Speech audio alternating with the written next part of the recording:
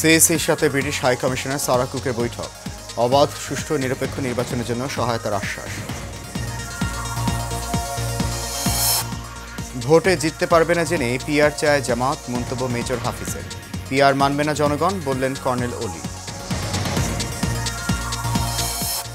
শারদীয় দুর্গোৎসবে মহাসপ্তমী আজ। মন্ত্র আর ধূপ আরতির মধ্য দিয়ে চলছে দেবীর বন্দনা। মণ্ডপে মণ্ডপে উৎসবের আমেজ। এবং খাগড়াছড়িতে চলছে ১৪৪ ধারা, স্থবির জনজীবন। অবরোধ শিথিলের ঘোষণা যুগ্ম ছাত্র জনতার।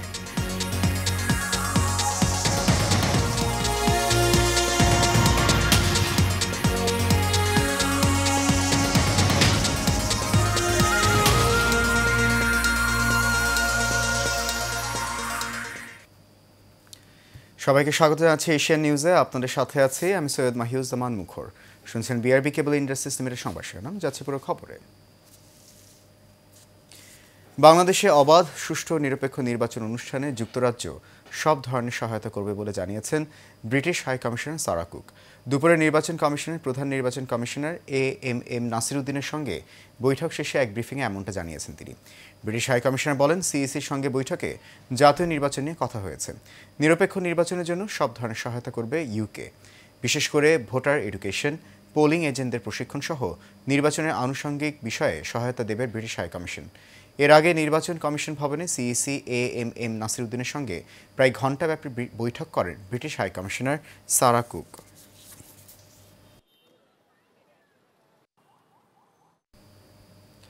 ইউরোপ আমেরিকা থেকে আসা বুদ্ধিজীবীদের পরামর্শে দুই একটি রাজনৈতিক দল মিলে কোনো নির্বাচনী ব্যবস্থা চাপিয়ে দিতে পারে না, এমন মন্তব্য করেছেন বিএনপি স্থায়ী কমিটির সদস্য মেজর অবসরপ্রাপ্ত হাফিজউদ্দিন আহমেদ।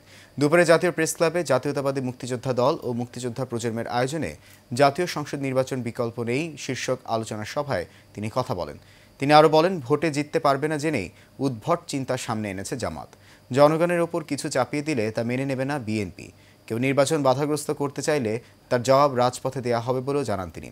১০৪ সদস্য নিয়ে প্রধান উপদেষ্টা জাতিসংঘের সফরের সমালোচনাও করেন বিএনপির এই নেতা। প্রফেসর ইউনূসও উপলব্ধি করেছেন যে এই দেশে সংস্কার করা সম্ভব নয়, একমাত্র রাজনৈতিক দল পারে এই দেশকে ঠিক করতে।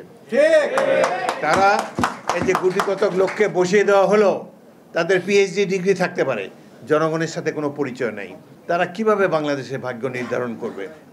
এদের সহযোগী হয়েছে এখন একটি রাজনৈতিক দল যারা ৭১ মুক্তিযুদ্ধের বিরোধিতা করেছিল। জামাত ইসলামের কিছু কিছু লোক মনে করে যে আমাদের জনগণ ভোট দিতে জানে না, তারা অশিক্ষিত, সুতরাং ভোটের সিস্টেম পরিবর্তন করতে হবে। তারা সংখ্যাগরিষ্ঠ নির্বাচন বা পিআর বলে একটা ব্যবস্থা যেতে চায়।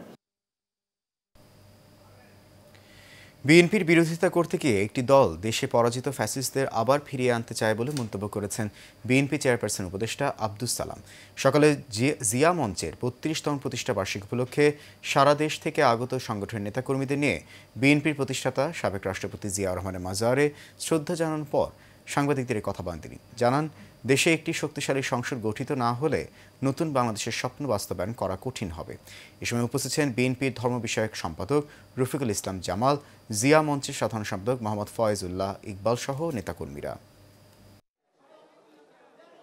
নিজেদের শক্তির মধ্যে বিভেদ আনার একটা ষড়যন্ত্র, যেমনিভাবে ৯৬ সালে এই পরাজিত ফ্যাসিবাদ যখন ফিরে আসতে পারছিল না, তখন এই পরাজিত ফ্যাসিবাদের সাথে যারা একসাথে আন্দোলন করে আবার এই পরাজিত ফ্যাসিবাদকে ফিরিয়ে আনার রাস্তা প্রশস্ত করেছিলেন, আজকেও কি তারা বিএনপির বিরোধিতা করে সেই পরাজিত ফ্যাসিবাদকে ফিরিয়ে আনার চেষ্টা করছেন কিনা, আমার আজকে এটাই দেশবাসীর সামনে প্রশ্ন। আমরা ভারতের বিরুদ্ধে নই, ভারতের বর্তমান সরকারের বিরুদ্ধে বলে মন্তব্য করেছেন লিবারেল ডেমোক্রেটিক পার্টির সভাপতি কর্নেল অবসরপ্রাপ্ত অলি আহমেদ। কুমিল্লার চান্দিনা উপজেলা এলডিপির ত্রিবার্ষিক সম্মেলনের প্রধান অতিথির বক্তব্যে তিনি কথা বলেন। এস আলম বাংলাদেশের ১/৩ সম্পদের মালিক হয়ে উঠেছে স্বৈরাচারী শেখ হাসিনার পৃষ্ঠপোষকতায় উল্লেখ করে তিনি বলেন, দেশের অর্ধেক সম্পদ এখন হাতে গোনা কয়েকজন লোকের হাতে। শেখ হাসিনা দেশের অর্থনীতিকে ধ্বংসের মুখে ঠেলে দিয়েছেন, আর এর পেছনে ভারতের বর্তমান প্রধানমন্ত্রী নরেন্দ্র মোদীর প্রত্যক্ষ ভূমিকা রয়েছে। পিআর নির্বাচন পদ্ধতির তীব্র সমালোচনা করে এলডিপি সভাপতি বলেন, জনগণের প্রত্যক্ষ ভোটে প্রার্থী নির্বাচিত হয়ে সংসদে যাবে, এটাই গণতন্ত্র। জুলাই গণহত্যার মানবতা বিরোধী অপরাধের মামলায় সাবেক প্রধানমন্ত্রী শেখ হাসিনা সহ 3 জনের বিরুদ্ধে আজ দ্বিতীয় দিনের মতো সাক্ষ্য দিচ্ছেন মামলার মূল তদন্ত কর্মকর্তা মোহাম্মদ আলমগীর। তিনি এই মামলায় 54তম ও শেষ সাক্ষী।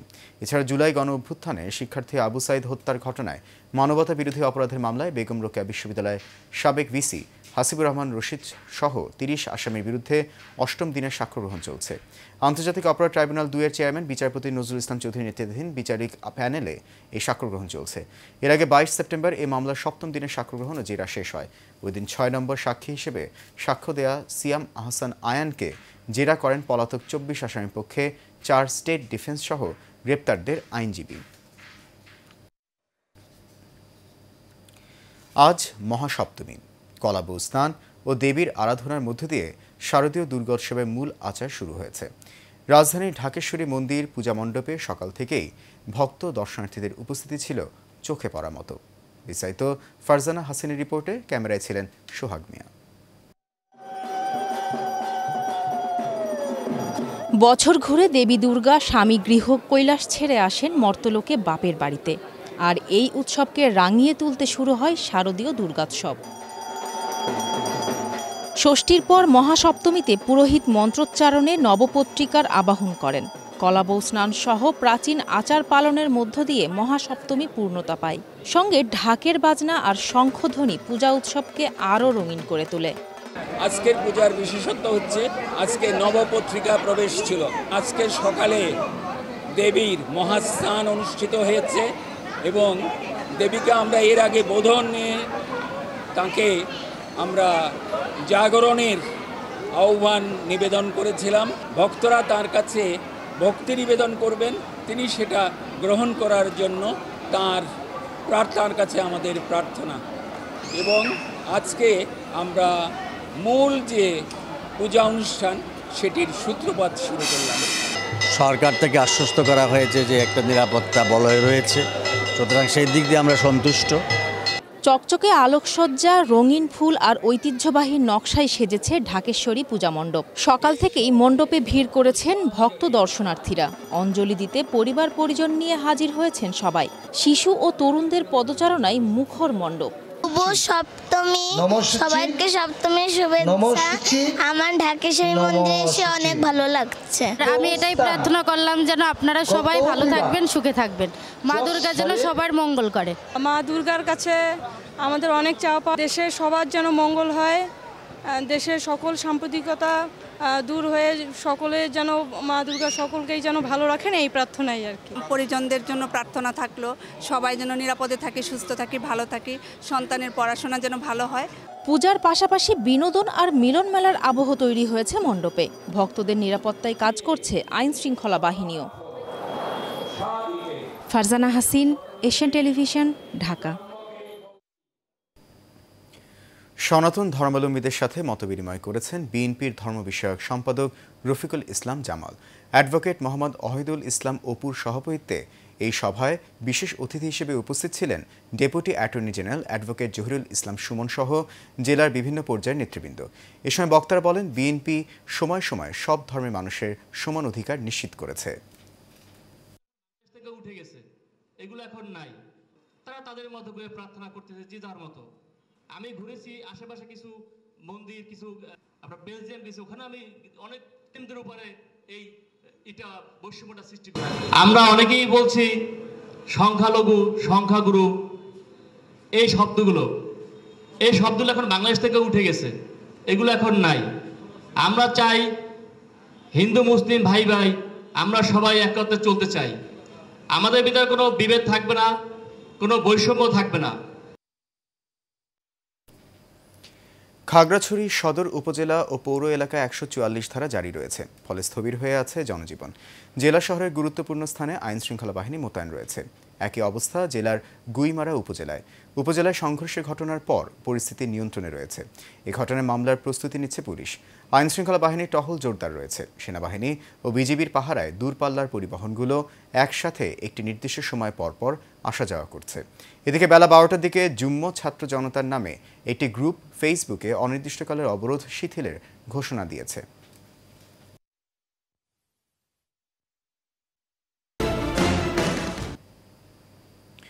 নারায়ণগঞ্জের আড়াইহাজারের বালিয়াপাড়া এলাকায় চাঁদাবাজির অভিযোগে সোহেল নামে এক ইউপি সদস্য গণপিটুনিতে নিহত হয়েছে।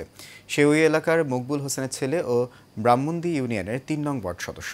জানা যায় সকালে সোহেল ও তার ৩ সহযোগী নিয়ে স্থানীয় শরীফ নামে এক ব্যক্তির পরিবারকে জিম্মি করে চাঁদা দাবি করেন। এ খবর ছড়িয়ে পড়লে বিক্ষুব্ধ এলাকাবাসী সোহেল সহ চাঁদাবাজদের ধাওয়া দেয়। এতে সোহেলের সহযোগীরা পালিয়ে গেলেও জনতার হাতে আটক হয় সোহেল। এ সময় তাকে গণপিটুনি দেয় স্থানীয় জনতা। এতে ঘটনাস্থলেই তার মৃত্যু হয়। খবর পেয়ে পুলিশ ঘটনাস্থলে গিয়ে পরিস্থিতি নিয়ন্ত্রণে আনে। নরসিংদীর আলোকবালিতে সন্ত্রাসীদের ছোড়া গুলিতে সাদেক মিয়া নামে একজন নিহত হয়েছেন। এতে দুই পক্ষের আরও অন্তত 10 জন আহত হয়। সকালে এই ঘটনা ঘটে। নিহত সাদেক মিয়া আলোকবালি ইউনিয়নের মুরাদনগর গ্রামের রূপ মিয়ার ছেলে এবং ইউনিয়ন যুবদলের যুগ্ম আহ্বায়ক ছিলেন। নরসিংদীর অতিরিক্ত পুলিশ সুপার কলিমুল্লাহ বিষয়টি নিশ্চিত করেছেন। স্থানীয়রা জানায় বেশ কয়েকদিন ধরেই সদর উপজেলার চরাঞ্চল আলোকবালিতে আধিপত্য বিস্তারকে কেন্দ্র করে দুটি পক্ষের মধ্যে উত্তেজনা বিরাজ করছিল। এর প্রেক্ষিতে দফায় দফায় সংঘর্ষের ঘটনা ঘটে। এরই রেশ ধরে সকালে পুনরায় দুপক্ষের মধ্যে সংঘর্ষের ঘটনায় একজন নিহত সহ আরও বেশ কয়েকজন আহত হয়।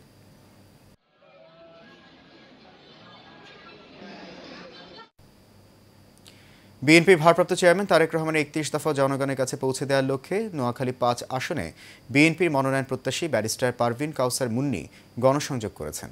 কোম্পানিগঞ্জের চর এলাহির গাংচিল বাজার, চান্দু বাজার, রামপুরের বাঞ্জারাম, চৌধুরী বাজার, বাগধারা বাজার, মুছাপুর বাংলা বাজার, রংমালা মাদ্রাসা এতিমখানা ও রংমালার পূজা মণ্ডপ পরিদর্শন শেষে তিনি সকলের কাছে দোয়া চেয়েছেন। সেই সাথে পারভিন কাউসার মুন্নি বলেন, দল তাকে মনোনয়ন দিলে জনগণের জন্য কাজ করবেন, না দিলেও কাজ করবেন।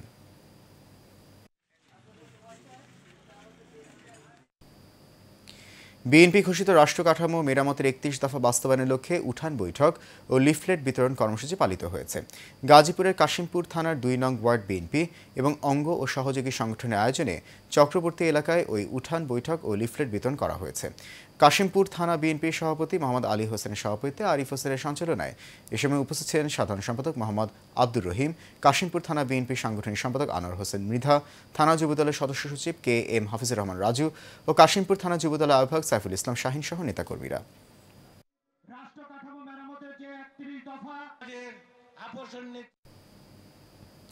কুড়িগ্রামের রৌমারীতে শারদীয় দুর্গাপূজা উপলক্ষে দুস্থ নারীদের মাঝে নতুন পোশাক বিতরণ করেছেন উপজেলা বিএনপির আহ্বায়ক আব্দুর রাজ্জাক। দুপুরে ইউনিয়ন পরিষদ প্রাঙ্গণে প্রায় 3 শতাধিক দুস্থ নারীর হাতে নতুন পোশাক তুলে দেন তিনি। অনুষ্ঠানে আব্দুর রাজ্জাক বলেন, সমাজের সুবিধাবঞ্চিত মানুষদের পাশে দাঁড়ানোই দায়িত্ব ও কর্তব্য। স্থানীয়রা জানান, এই উদ্যোগ শুধু মানবিকতার দৃষ্টান্তই নয়, বরং সমাজে সম্প্রীতি ও সৌহার্দ্যের বন্ধনকে আরও সুদৃঢ় করবে।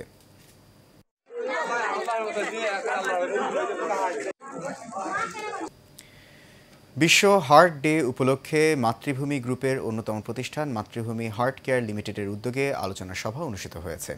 সকালে ঢাকা রিপোর্টার্স ইউনিটিতে মাতৃভূমি হার্ট কেয়ার লিমিটেডের চেয়ারম্যান ABM হানিফ মিয়ার সভাপতিত্বে আলোচনা সভায় প্রধান অতিথি হিসেবে উপস্থিত ছিলেন পিরোজপুর বিজ্ঞান ও প্রযুক্তি বিশ্ববিদ্যালয়ের VC professor doctor Mohammad Shahidul Islam. প্রধান আলোচক ও কি নোট উপস্থাপন করেন মাতৃভূমি হার্ট কেয়ার লিমিটেডের চিফ কনসালটেন্ট ও CEO ডক্টর MM রহমান। আরও উপস্থিত ছিলেন বিজেপির কেন্দ্রীয় সাংগঠনিক সম্পাদক উপাধ্যক্ষ নুরুজ্জামান হীরা। আলোচনা সভায় বক্তারা হৃদরোগ প্রতিরোধে সচেতনতা বৃদ্ধি, স্বাস্থ্যসম্মত জীবনযাপনের গুরুত্ব, খাদ্যাভ্যাস ও নিয়মিত স্বাস্থ্য পরীক্ষার উপর গুরুত্ব আরোপ করেন।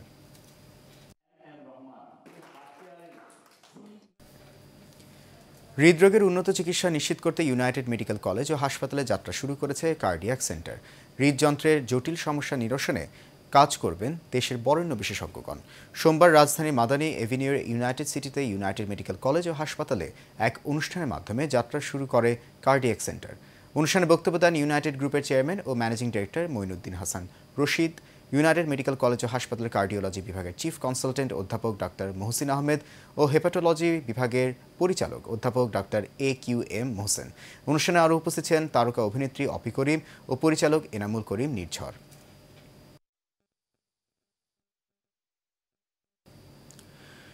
এর সাথে শেষ করবে এশিয়ান নিউজ। তার আগে BRB কেবল ইন্ডাস্ট্রিজ লিমিটেড সংবাদ শিরোনামগুলো জানা দিচ্ছে আবার একবার।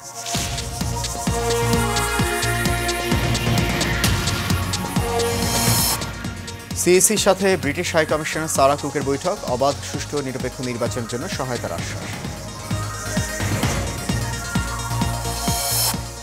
ভোটে জিততে পারবে না জেনেই PR চায় জামাত, মন্তব্য মেজর হাফিজের। PR মানবে না জনগণ, বললেন কর্নেল অলি। শারদীয় দুর্গোৎসবে মহাসপ্তমী আজ মন্ত্র আর ধূপ আরতির মধ্য দিয়ে চলছে দেবীর বন্দনা। মণ্ডপে মণ্ডপে উৎসবের আমেজ। এবং খাগড়াছড়িতে চলছে 144 ধারা, স্থবির জনজীবন। অবরোধ শিথিলের ঘোষণা যুগ্ম ছাত্র জনতা।